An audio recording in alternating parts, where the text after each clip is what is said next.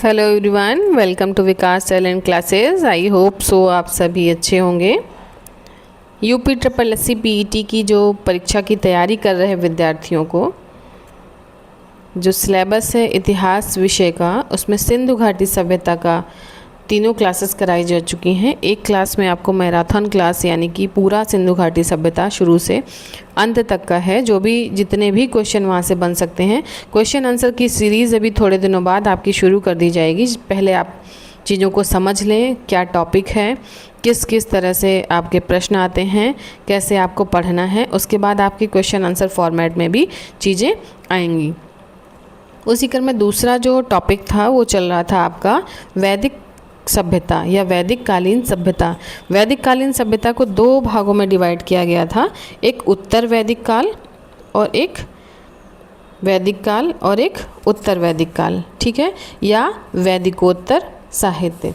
तो जो वैदिक काल था वो हमारा 1500 से 1000 ईसा पूर्व तक था। इसी में जो है मैंने पढ़ा दिया था, उसमें आपको ऋग वैदिक काल, वेदों की सारी उपनिषद क्या होते हैं, अरण्य क्या होते हैं, ये सारी चीज़ें आपको लास्ट क्लास में, प्रीवियस क्लास में कराई जा चुकी हैं, ठीक है। आपने अगर नहीं भी इन क्लास को देखा है, उसमें चारों वेद कराए जा चुके थे आपके, कौन कौन से वेद होते हैं, अरण्य क्या होता है, उपनिषद क्या होता है, कितने मंडल हैं ऋग्वेद में, ठीक है, श्रुति साहित्य क्या होता है, स्मृति साहित्य क्या होता है, कौन कौन लोग थे, विद्वानों ने इनका मूल निवास कहाँ बताया था, आर्य क्या थे जहाँ से हमारी वैदिक काल की शुरुआत मानी जाती है, ठीक है। तो वैदिक काल जो व्यवस्था थी वो एक कैसी ग्रामीण व्यवस्था थी। आर्यों की लिपि मतलब उनको पढ़ाई लिखाई वो जानते नहीं थे, तो इसलिए वो श्रुति लेख, वो जो सुन के एक पीढ़ी से दूसरी पीढ़ी तक आए, वो श्रुत साहित्य कहलाए। तो ये सारी चीज़ें मैंने आपको लास्ट लेक्चर में बताई हैं। आज हम स्टार्ट करते हैं वैदिकोत्तर साहित्य, ठीक है। आज हम शुरू करते हैं वैदिकोत्तर साहित्य। क्या होता है वैदिकोत्तर साहित्य? यानी कि वैदिक काल के बाद का जो समय है उसको कहते हैं वैदिकोत्तर साहित्य। वैदिकोत्तर साहित्य में मुख्य रूप से 3 चीज़ें पाई जाती हैं। कौन सी? वेदांग, उपवेद और स्मृति ग्रंथ, ठीक है। 3 चीज़ें पाई जाती हैं। कौन कौन सी? वेदांग, उपवेद और स्मृति ग्रंथि। हमारे वेद कितने हैं? 4 वेद थे, ऋग्वेद, सामवेद, यजुर्वेद और अथर्ववेद। लेकिन जो वैदिकोत्तर साहित्य है उसमें वेदांग, उपवेद और स्मृति ग्रंथ पाए जाते हैं। ये मैं बार बार इसलिए आपको रिपीट कर रही हूँ क्योंकि क्वेश्चन आता है इसमें से कौन सा वैदिकोत्तर युग में नहीं पाया जाता। अगर आप में लिख दिया गया वेदांग, उपवेद, स्मृति ग्रंथ या फिर श्रुतिलेख, तो आप कंफ्यूज ना हो उसमें से, या उपनिषद लिख दिया तो उसमें से आप एक एलिमिनेट कर पाएँ, यानी कि एक हटा पाएँ आप। वेदांग क्या होता है समझते हैं। वेदांग वैदिक मूल ग्रंथ का अर्थ समझने के लिए वेदांग यानी कि वेद के अंगभूत जो शास्त्रों की रचना की गई वो क्या कहलाती है? वेदांग कहलाती है, ठीक है। वैदिक जो मूल ग्रंथ हैं उनको, उनका अर्थ, उनकी मीनिंग, उनको समझने के लिए जो वेद के अंगभूत शास्त्रों की रचना की गई। वेदांग जो है गद्य भाषा में लिखे गए हैं। वेदांग किस में लिखे गए हैं? ये गद्य भाषा में लिखे गए। 2 भाषा, गद्य होता और पद्य होता है। पद्य का मतलब पोयम जैसा होता है और गद्य का मतलब कहानी रूप में होता है, ठीक है। तो ये वेदांग कौन से हैं? शिक्षा यानी कि उच्चारण विधि, कल्प, कर्मकांड, व्याकरण, निरुक्त, भाषा विज्ञान, छंद और ज्योतिष। ये हमारे वेदांग कितने हैं? ये 6 वेदांग हैं। शिक्षा, कल्प यानी कि कर्मकांड, व्याकरण, निरुक्त, भाषा विज्ञान, छंद और ज्योतिष। कल्प का क्या होता है? कल्प का मतलब क्या होता है? कल्प का अर्थ है कर्मकांड, यानी कि ऐसी विधि नियम जो सूत्र में लिखे गए हैं कल्प सूत्र कहलाते हैं। जैसे इसके भी कल्प सूत्र के भी कई पार्ट करे गए हैं। इसको 3 भागों में बांटा गया है। इसमें श्रोत सूत्र होता है, जो इसी का एक भाग है शुल्व सूत्र। इसी का एक भाग है शुल्व सूत्र, ठीक है। इसमें यज्ञ वेदियों को मापने के लिए रेखा गणित का उल्लेख है। श्रोत सूत्र जो है उसमें शुल्व सूत्र है। इसमें जो रेखा गणित है जो आप पढ़ते हो, ये कोण इतने का, टेक्नामेट्री, रेखा गणित के जो सवाल लगाते हैं वो कहाँ से आया है? श्रोत सूत्र से। श्रोत सूत्र किसका भाग है? कल्प का भाग है। कल्प किसका भाग है? ये वेदांग का भाग है। ग्रह सूत्र क्या होता है? इसके रचयिता कौन है? आश्वलायन। ग्रह सूत्र के रचयिता कौन माने जाते हैं? आश्वलायन माने जाते हैं। जबकि धर्म सूत्र के रचयिता कौन माने जाते हैं? ये आप स्तंभ माने जाते हैं। इसमें वर्णाश्रम, पुरुषार्थ, राजनैतिक, सामाजिक और धार्मिक कर्तव्य मिलते हैं, ठीक है। स्मृति ग्रंथ क्या होते हैं? स्मृति ग्रंथ क्या होता है? स्मृति ग्रंथ के अंतर्गत स्मृति, धर्मशास्त्र, पुराण आते हैं। ये हिंदू धर्म के कानूनी ग्रंथ माने जाते हैं, ठीक है। मनुस्मृति, ये क्वेश्चन आपका आता है।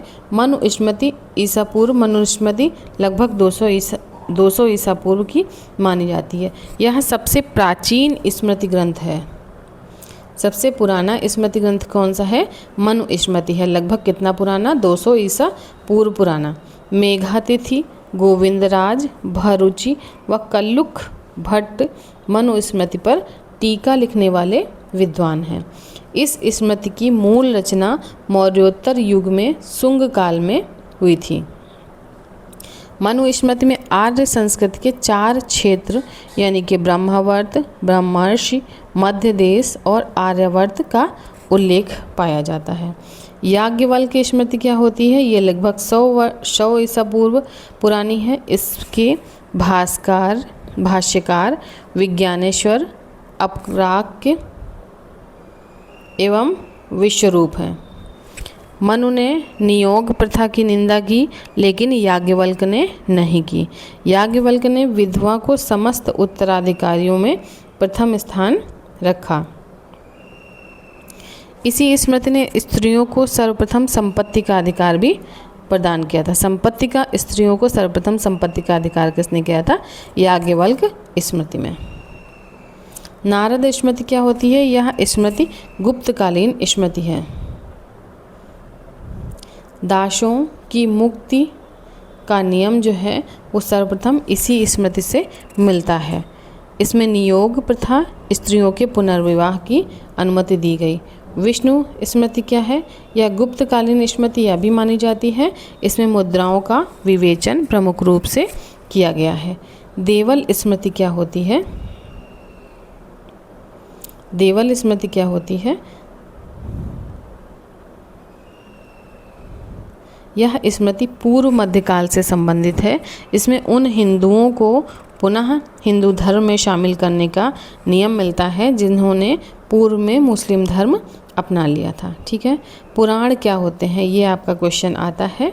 आपका क्वेश्चन पूछा जाता है कि कितने पुराण हैं या पुराणों की संख्या कितनी है। आपको पता होना चाहिए कितने पुराण हैं। हमारे ग्रंथों में 18 पुराण हैं, ठीक है।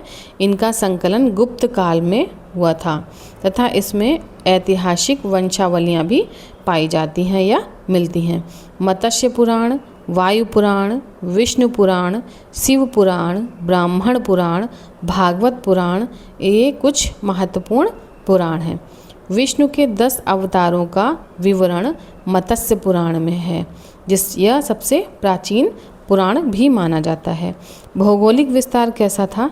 आर्यों की आरंभिक इतिहास की जानकारी का मुख्य स्रोत कौन है? ऋग्वेद है। ऋग्वेद से हमको पता चलता है कि आर्य जो है आए थे। आर्यों ने वैदिक कालीन सभ्यता को अपना बताया था किस तरह से ये सभ्यता विकसित हुई। ऋग्वैदिक काल की दूसरी सबसे पवित्र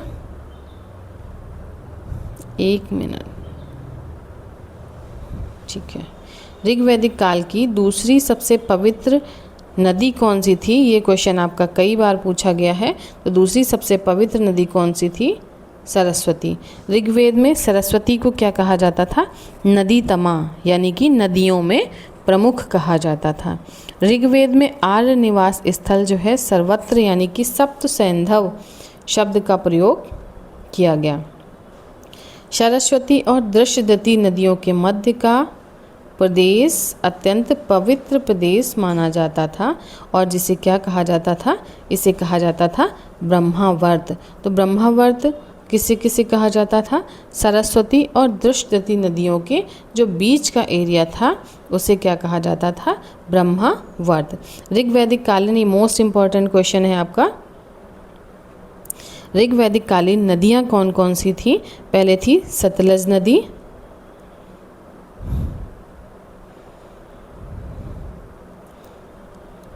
कौन सी थी? सतलज नदी। दूसरी आपकी रावी, सतलज या सतलज जो अभी प्रेजेंट में सतलज नदी है, इसका प्राचीन नाम क्या था? वैदिक काल में इसका नाम था शत्रुदी। रावी नदी का प्राचीन नाम क्या था? परुष्णी। ये इम्पॉर्टेंट है, याद कर लीजिए, इसमें से एक क्वेश्चन आएगा। चेनाब नदी का पुराना नाम क्या था? अश्किनी। झेलम नदी का पुराना नाम क्या था? वितस्ता। व्यास नदी का पुराना नाम विपाशा।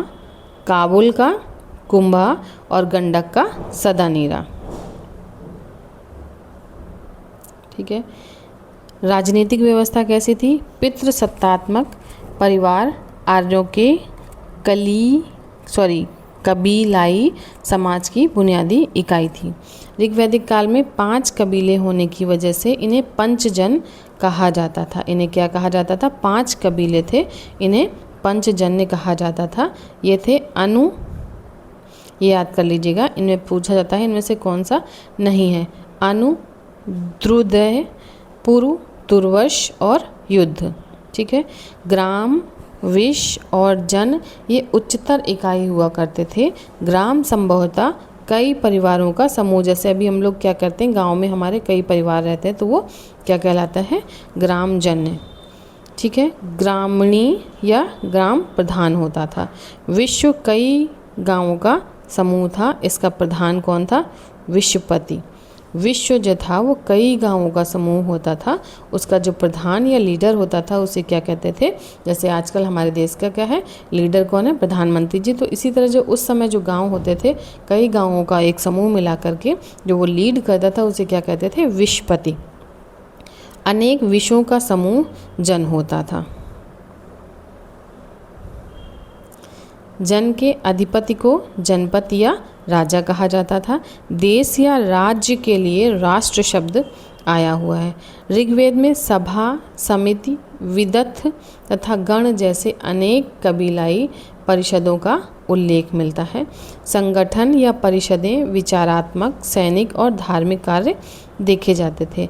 ऋग्वैदिक काल में महिलाएं भी सभा एवं विदथ में भाग लेती थी, जिसे आप कहते हो मीटिंग आजकल, तो वो उस समय क्या होती थी? सभा और विदथ।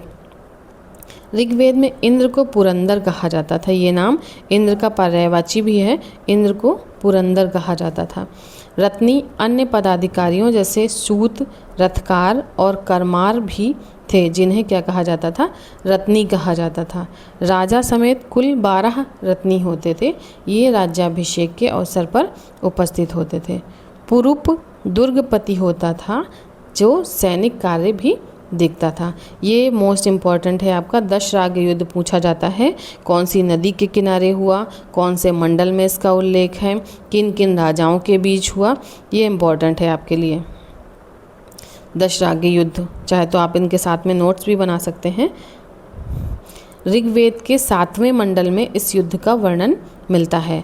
भारत वंश के जो राजा थे सुदास तथा अन्य 10 राजा थे, एक तो राजा सुदास थे और अन्य 10 राजाओं के साथ ये युद्ध लड़ा गया था, तो इसीलिए इसे कहा गया दाशराग्य युद्ध। तथा इसमें 5 आर्य और 5 आर्येतर जनों के प्रधान थे।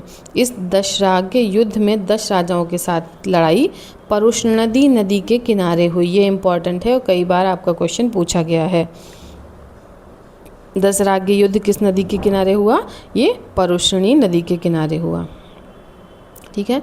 10 राजाओं के संघ में अनु, ध्रुव, यदु, तुर्वस, पुरु, अनिल, पल्क, भलाशन, विषाणिनी और शिव शामिल थे, जिनके मुख्य कौन थे? विश्वामित्र थे।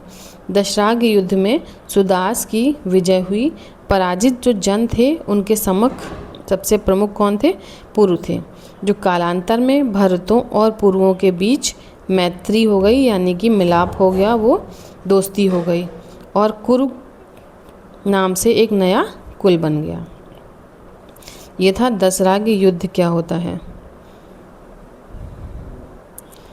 नेक्स्ट आपका क्या है इसमें? ये आपका नहीं पूछा जाएगा।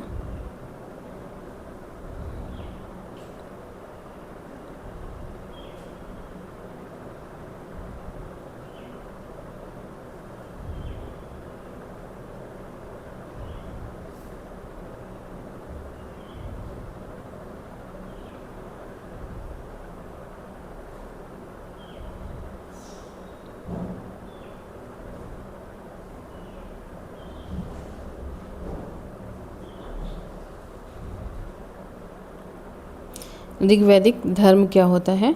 ऋग्वैदिक लोग जो होते थे, जिस सार्वभौमिकता सत्ता में विश्वास रखते थे, वो कौन सी थी सत्ता थी?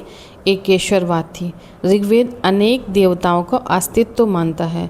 इससे क्या स्पष्ट होता है? अनेक देवताओं को स्पष्ट मानता था ऋग्वेद में। वे सार्वभौमिक सत्ता में विश्वास करते थे और बहुलवादी भी होते थे। इसमें से मोस्ट इम्पॉर्टेंट क्या है? आपको इंद्र को क्या माना जाता था? पुरंदर कहा जाता था। और इंद्र, ये क्वेश्चन आपका आ सकता है, इंद्र को क्या कहा जाता था? इंद्र को पुरंदर कहा जाता था। उन्हें वर्षा का देवता भी कहा जाता था। और ऋग्वेद में इंद्र की स्तुति जो है 250 सूक्त हैं। उनकी स्तुति मतलब उनको याद करने के जो है वो सूक्त 250 हैं। दूसरा महत्वपूर्ण देवता कौन था? अग्नि देवता थे। वैदिक काल में अग्नि देवताओं व मनुष्यों के मध्यस्थ माना जाता था। हम लोग हवन करते हैं तो जलाते हैं, अग्नि जलाते हैं, तो क्या कहा जाता था? जो इंसान और देवताओं के बीच जो मध्यस्थता का कार्य करते थे, हमारी प्रार्थनाओं को पहुंचाने का कार्य करते थे, वो कौन थे? अग्नि देवता थे, जिनसे आहुतियाँ दी जाती थीं। ऋग्वेद में अग्नि की स्तुति में 200 सूक्त मिलते हैं। ठीक है। तीसरा प्रमुख देवता कौन था? वरुण देवता थे, जो जल निधि का प्रतिनिधित्व करते थे। वरुण देवता किसका प्रतिनिधित्व करते हैं? वरुण किसका पर्यायवाची है? वरुण जल देवता का पर्यायवाची है। ठीक है। वरुण को ऋतस्थ गोपा भी कहा गया है, अर्थात वह प्राकृतिक घटना का क्रम संयोजक समझा जाता था और उसे असुर भी कहा जाता था। सोम को पेय पदार्थ देवता माना जाता था। ऋग्वेद का नवम मंडल सोम की स्तुति करता है। मरुत कौन है?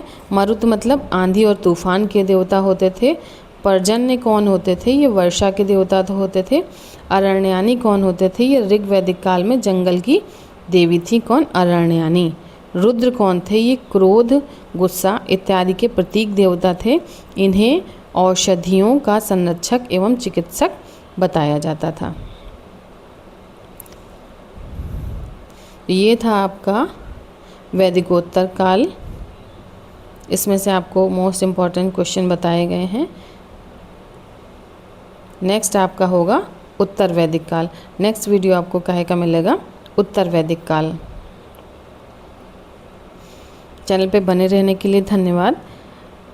चैनल को लाइक, शेयर एंड सब्सक्राइब करें। कोई भी अगर आपको क्यूरी है, कोई भी समस्या है, तो आप कमेंट बॉक्स में कमेंट कर सकते हैं। धन्यवाद।